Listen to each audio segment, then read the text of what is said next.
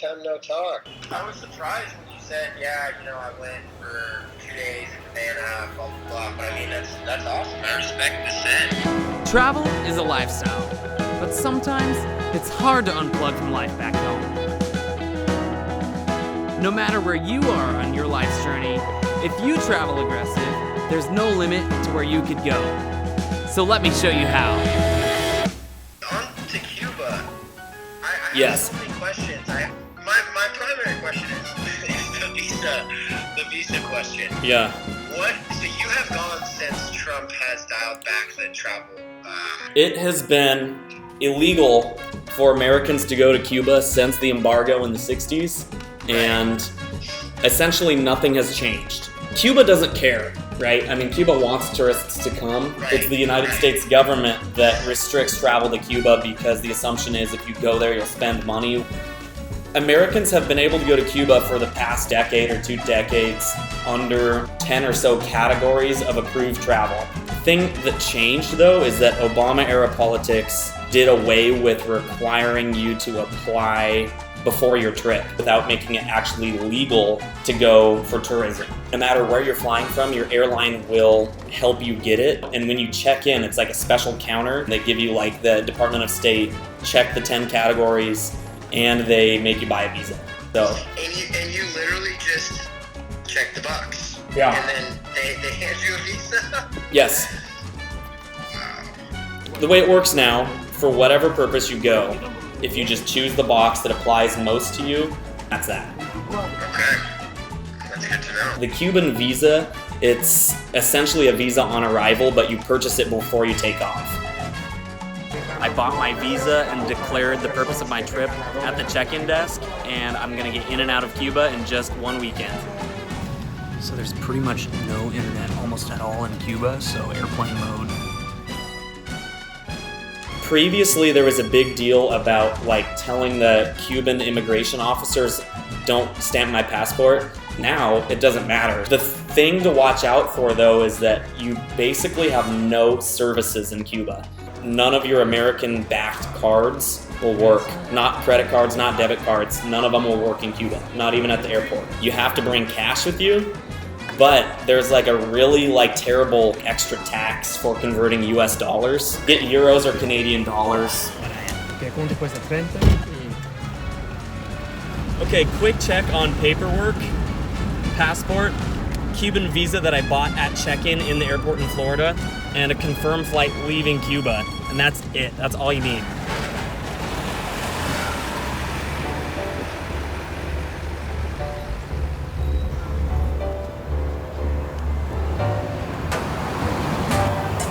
So it's been 3 years since I first visited Cuba, since when American planes have started flying direct, and tourism is, like I said, no more legal, but at least somewhat more acceptable. There's been a lot of conversation about whether Cuba is changing, whether it's changing too rapidly, is it changing or not, is it good to change? And I'm really interested to see in just 3 years how much Cuba has changed just by the loosening of relations with the United States. I'm walking on the Malecon in Central Havana, which is only about 90 miles away from Florida. It's pretty wild, the United States is almost within eyesight.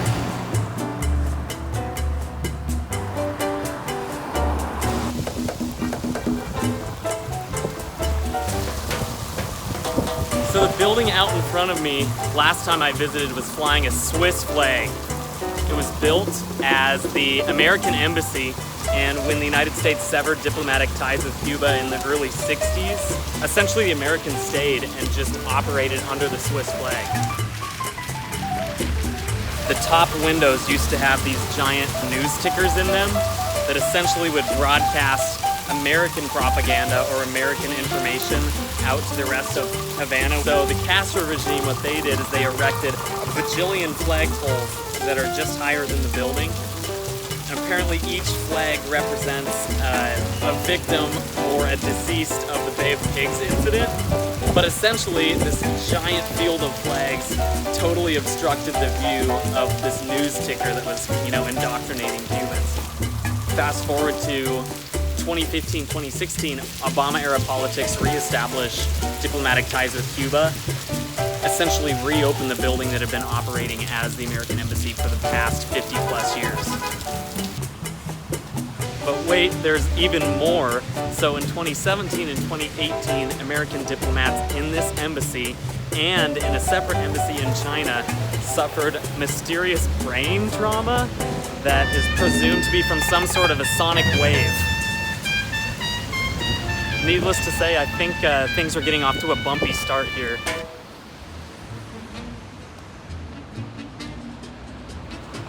One of what I think is the coolest things about Cuba is this time capsule look that it's got. This time capsule look has the same backstory to the whole travel ban and travel situation between the United States. Just behind me is the Havana Libre Hotel, designed by famous mid-century LA architect Welton Beckett. This hotel opened in the late 50s as the Havana Hilton, but when Fidel Castro came to town, he set up shop inside this hotel. Contrary to probably what most of us thought, it wasn't actually the Cuban Missile Crisis that caused the embargo, but it was properties like these, American hotels, refineries, businesses that were seized by the Cuban government and nationalized under the Castro regime that caused the embargo between the two countries. So as a result, this hotel and many other buildings around Havana have this totally mothballed 50s look. It's amazing. I mean, you can't see this architecture in Los Angeles anymore because it's been updated.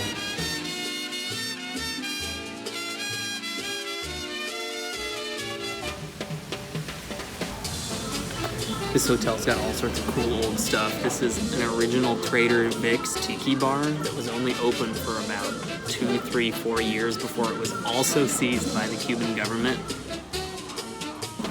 This thing looks absolutely nothing like a Mai Tai. I'm pretty sure this is just some type of Tampico with booze and 2 straws in it. Holy yuck.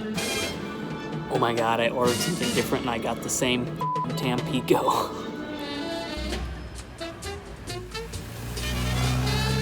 So because of the embargo, Cuba hasn't been able to import any cars from the United States since the early 60s. Now, most of these old cars are colectivos, or taxis that run on preset transit routes. Hola, Águila.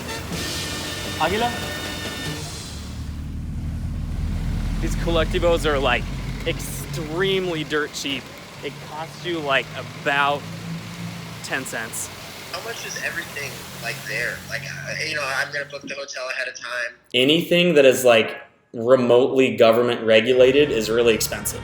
If you try to stay in a actual hotel, it's probably going to be state owned because the state owns almost everything. Probably the biggest difference between my first visit to Cuba and now is accommodation.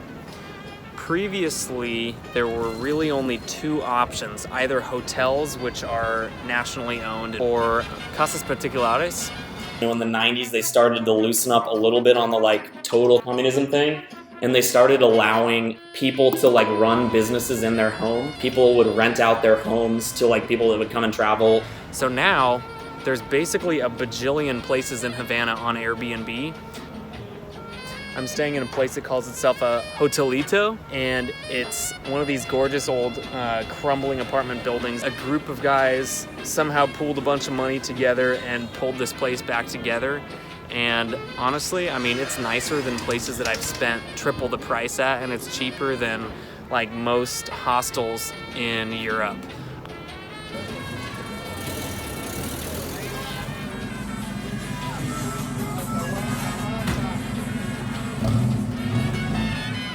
Remember those casas particulares I told you about earlier that somewhat got replaced by Airbnbs? They do it for restaurants too. They're called paladares, and it's a restaurant in someone's house, and that's actually some of the best restaurants are just someone's house. And now they've kind of developed into their own like interesting food culture that's replaced a lot of just like, you know, subpar hamburger food in the streets. Yeah, this place is called Chef Ivan Justo. Buenas noches. No. Uno, sí. Hola, buenas noches, bienvenido. Gracias.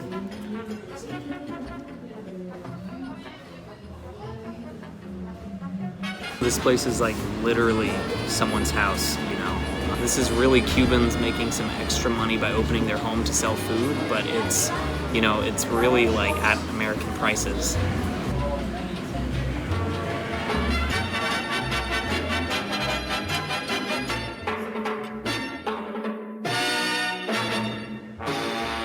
There's two types of money, and they generally correspond with two different economies. When you exchange your money in Cuba, you're gonna get a CUC, C-U-C. It's pegged to the dollar, 1 for 1. And that's what you're gonna get like as a tourist, and you're gonna spend on almost everything. Because they're two separate systems, they've kind of created like a separate economy. The funny thing is you can actually kind of like tell the difference between these two currencies by visiting the bars.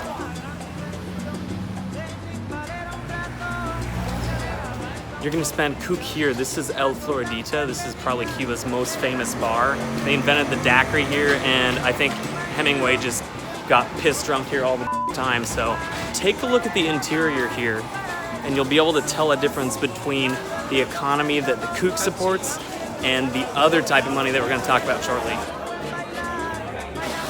So you can tell it's definitely like a tourist joint here. There's almost no Cubans, almost at all. And you'll notice too that the prices are a lot higher, once again in CUC. You know, honestly, they are pretty great. All right, so as opposed to the CUC, there is also a CUP, also known as Moneda Nacional or Peso Cubano. Both of these types of money are called pesos, and it gets confusing because if you don't know what they look like, you could be given a CUP instead of a CUC. Here's the deal. The CUP is like almost worthless. The pesos are used like to buy like rations or for like really cheap shit. I'm gonna find another joint. It's called a peso bar. You'll be able to tell the difference immediately about the two different economies of money in comparison to El Floridita.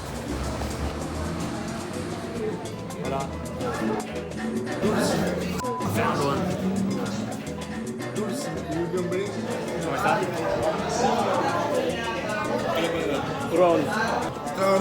Sí.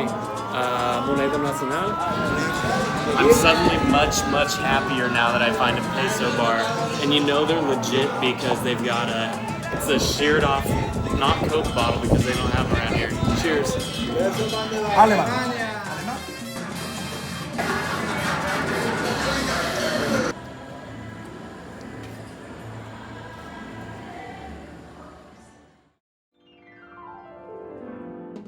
Even for my second time being here, Cuba requires a decent amount of winging it, especially for transportation. My previous time trying to get out of Havana to go to other cities was like a pretty big challenge because it required getting a taxi alone to go to the bus station just to see if they have tickets available for the next day. Pero ir a Coima solo 20 para ir. And this time? Okay. All right, change plans. I got this guy down to 20, which I think is probably still a little high, but you know what? I got some Cuban pesos to burn.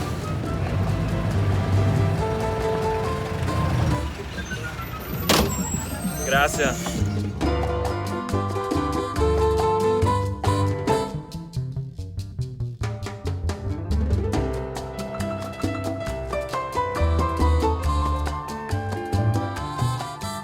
I'm in Cojimar, maybe 15-20 minutes out of central Havana.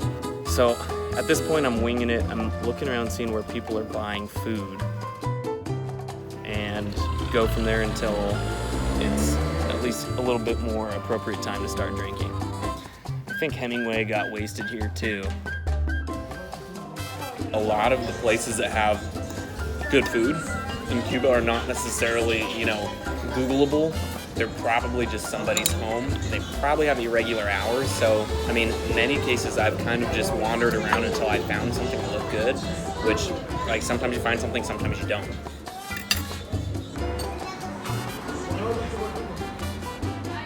I was mistaken about drinking times. People are already like cracking open their third or fourth. Especial de casa es mojito. No, especial de la casa es daiquiri Hemingway, azúcar, limón, ron y elixir de ron. Gracias. Qué rico. Mucho de ron. So if this is the daiquiri de Hemingway, the Hemingway daiquiri, I know why he got so fucked up all the time. Muchas gracias.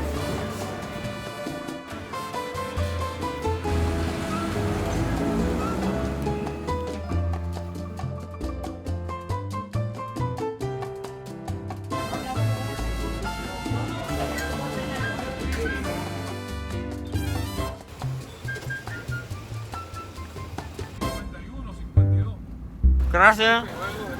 For Americans, at least, Cuba is all about conserving your paper money. So if you got extra paper money, the thing to do is buy an extra mojito at the place that the mojito was invented at.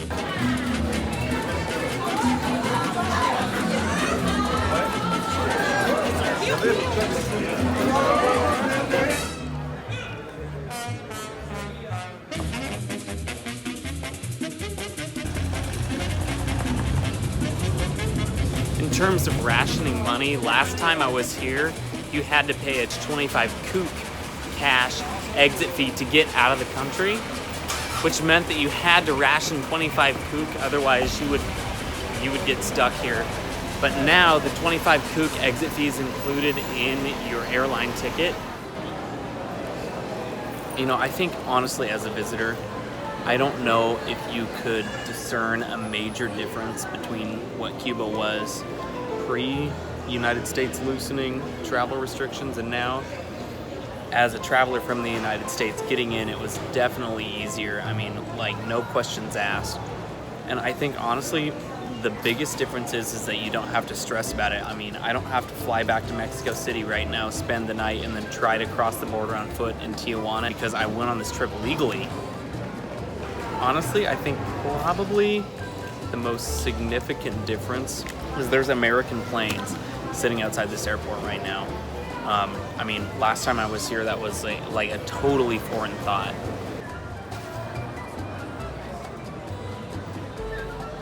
And I think that's an interesting concept for what Cuba was 3 years ago, and maybe what it'll be in the next 3 or next 10 years.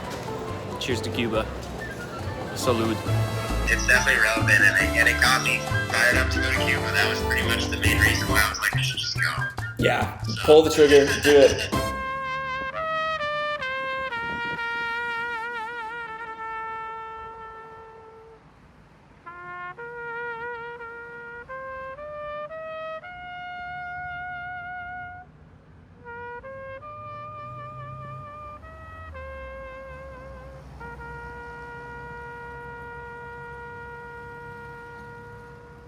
Coming up on Travel Aggressive. Right now, I don't have my passport because it's getting processed by the Russian government, for a visa in Washington, D.C.